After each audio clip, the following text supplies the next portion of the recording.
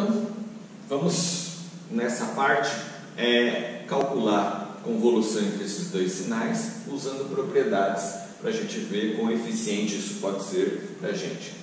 Não quer dizer que a gente pode aplicar para todas as funções, a gente vai ser capaz simplesmente de identificar em que situações certas propriedades são mais ou menos úteis. De antemão digo que quando a gente tiver funções que estão ligadas a degraus, rampas, ou seja, que são derivações da função impulso, são exemplos onde a gente pode aplicar esse tipo de abordagem. Então, começando aqui de antemão, notem que eu vou calcular a convolução entre duas funções rect, só que uma é escalada por um fator de 2, outra é atrasada por um fator de 2. Se nós nos lembrarmos, a gente fez um cálculo de duas funções rect de t, que deu tri de t. A gente teve que fazer um esboço do processo de convolução para poder identificar os intervalos e as integrações que a gente tinha que fazer em cada passo do processo de convolução. Fixa uma das curvas, reflete a outra e desloca a versão refletida sobre a fixa. Então, primeiramente, fazer o esboço dessas duas funções. A primeira função, rapidamente a gente verifica que ela vai de menos 1 até mais 1, com altura 1,5 nas transições. Lembrando, o rect iria de menos meio até mais meio. E a segunda função, vou colocar aqui x de t, a segunda função mais curta, centralizada em 2, e eu tenho 3 sobre 2 e 5 sobre 2, já que a distância do centro é meio e menos meio. Então, rapidamente a gente esboçou as duas figuras. E ora, se naquela oportunidade a gente utilizou apenas rect, a gente teve uma função triangular, aqui a gente deve ter um trapézio. Por quê? Se eu fixar esta curva em 0, reverter essa figura e atravessá-la, eu vou ter instantes onde eu tenho 0, depois eu tenho crescimento de área, chega um ponto onde esta curva é, vamos dizer assim, absorvida, entre aspas, por x de t, ou seja, ela está completamente dentro de x de t, e no momento seguinte, enquanto ela desloca, enquanto a versão refletida de h se desloca, eu tenho aumento e decremento simultâneo de área, ou seja, eu mantenho uma amplitude de y constante. A partir de um certo ponto, h começa a sair de x e eu começo a ter um decaimento até chegar a 0. Então a figura que a gente tem é um trapézio para o y de t. Então vamos ver como é que a gente pode utilizar propriedades para resolver isto. Bom, então começando. Antes de mais nada, eu vou transcrever essas duas funções em degraus, porque eu verifico degraus embutidos aqui. Vou colocar aqui meio, que eu acabei esquecendo. Então, x de t pode ser escrito como degrau t mais 1 menos degrau t menos 1. A segunda, degrau t menos meio, menos 3 sobre 2, o valor que zera é 3 sobre 2, menos degrau t menos 5 sobre 2. Bom, feito isso, agora vamos fazer o processo descrevendo que y de t é a convolução entre degrau t mais 1 menos degrau t menos 1 convolução degrau t menos 3 sobre 2 menos degrau t menos 5 sobre 2. Bom, vou usar agora a propriedade da diferenciação. E o motivo é que eu consiga, na próxima etapa, usar a propriedade da amostragem. Então, quando eu diferencio y de t, significa que eu diferencio ou este termo ou este termo. Vou começar pelo primeiro termo, por uma escolha arbitrária. Derivando derivada de mais 1, derivada de d mais 1, 1, menos derivada de degrau, delta de d menos 1, derivada de d menos 1, 1. Convolução com a função degrau d menos 3 sobre 2 menos d menos 5 sobre 2.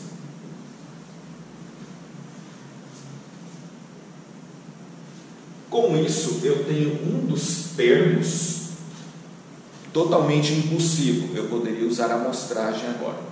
Eu vou fazer mais um passo de diferenciação para tornar o segundo termo também só impulsivo. Não que eu precisasse, mas só para a gente entender a mecânica. Então, derivada segunda dt2 igual a delta t mais 1 menos delta t menos 1, convolução delta t menos 3 sobre 2 menos delta t menos 5 sobre 2. Qual o objetivo disso tudo? Eu vou postergar o cálculo da convolução por derivadas sucessivas até que um dos termos tenha somente impulso. Quando eu resolver a convolução, que vai ser feito já na sequência, eu vou voltar integrando cumulativamente até chegar à solução que me interessa. Bom, agora eu vou usar a amostragem, propriedade que a gente viu anteriormente. Então a ideia da amostragem é: se eu fizer convolução de um sinal qualquer com um impulso deslocado, a solução é o sinal deslocado. Como os dois lados da convolução são impulsos, eu vou escolher um deles para tratá-lo como x e outro para tratá-lo como impulso. Então vamos dizer que eu trate esse primeiro termo como impulso e esse segundo termo como o x, a função qualquer.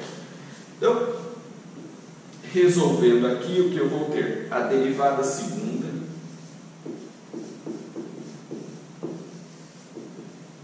vai ser impulso deslocado pelo impulso deste lado da convolução, do lado esquerdo, t mais 1 menos 3 sobre 2. Note que é fácil calcular a convolução entre esses dois termos. Menos delta t mais 1 menos 5 sobre 2. Menos, agora este termo quanto os demais, distributivo. Delta de t menos 1 menos 3 sobre 2 menos delta t menos 1 menos 5 sobre 2. Pronto, resolvi a convolução rapidamente. Agora o processo é integrar cumulativamente. Então, vou fazer aqui a flechinha, integral cumulativa. Vou colocar indicado só para entender a operação, que basicamente seria cálculo dessa convolução.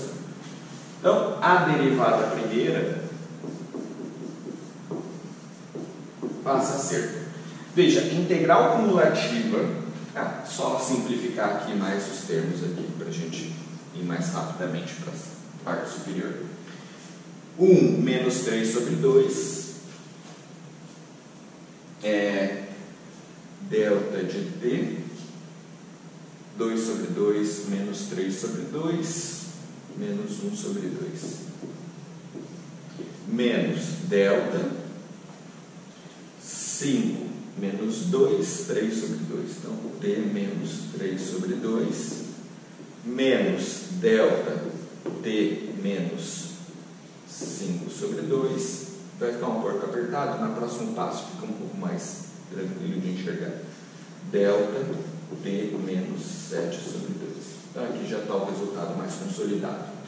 Então eu vou pegar esse resultado e integrar cumulativamente. Mas a integral cumulativa do degrau é o impulso, no caso com esse deslocamento. Então eu vou ter u de t menos meio menos u de t menos 3 sobre 2 menos u de t menos 5 sobre 2 mais u de t menos 7 sobre 2. Então, note, se eu pegasse desse termo e resolvesse a convolução tratando esse termo como os impulsos e esse termo como o x ou qualquer coisa, chegaria exatamente nesse resultado. Então, esse passo que eu fiz adicional para chegar à derivada segunda e obter a convolução é mais didático. Eu poderia ter já passado daqui para cá. E finalmente, quando eu integro cumulativamente, eu terei y de t, integral cumulativa do degrau nós vimos que é a rampa. Então, o que eu vou ter vai ser rampa t menos meio menos rampa t menos 3 sobre 2 menos rampa t menos 5 sobre 2 mais rampa t menos 7 sobre 2. Bom, vamos verificar se isso é a solução. Eu vou fazer a solução aqui nesse canto, apagando aqui esse resultado. Então vamos verificar. Só vou fazer a plotagem. Qual a nossa expectativa? Deve ser um trapézio a solução. Então, vou fazer aqui o eixo T. Vou marcar aos pontos de transição. Então, eu tenho o primeiro ponto de transição em meio, segundo 3 sobre 2, 5 sobre 2 e 7 sobre 2. Vou procurar fazendo uma outra cor, porque já um pouco de visão. Talvez não fique muito claro na transparência. Então, primeira rampa, 0 e subo 45 graus. Um pouco melhor. Indefinidamente. Segunda rampa de t menos 3 sobre 2. Desço 45 graus. Veja que estou fazendo individualmente cada um. Terceira, desço em 5 sobre 2. E quarta, subo em 7 sobre 2. Agora vamos tratar a resultante. Resultante. Soma das 4 curvas até esse intervalo. Devo chegar aqui. Vou fazer aqui um pontilhado.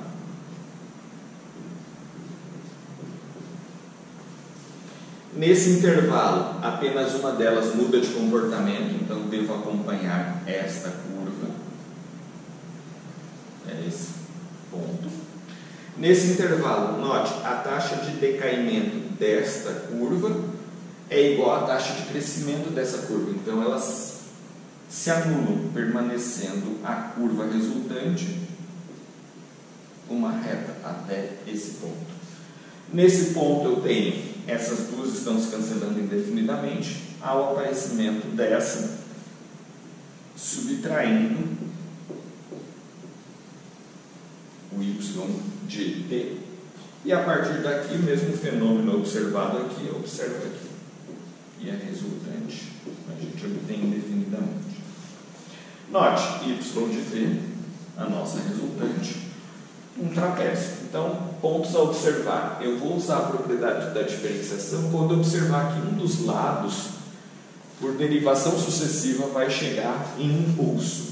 Aí, o outro termo, eu não preciso trabalhar, eu fiz aqui só por uma mera conveniência didática. Eu posso diretamente aplicar a convolução por propriedade da amostragem. E, posteriormente, eu integro cumulativamente para obter o meu resultado. Apesar daqui ter sido fácil, às vezes eu posso ter que fazer uma integral na mão, vamos dizer assim, mas é algo não tão complicado para ficar pensando na variável auxiliar da integração da convolução para resolver.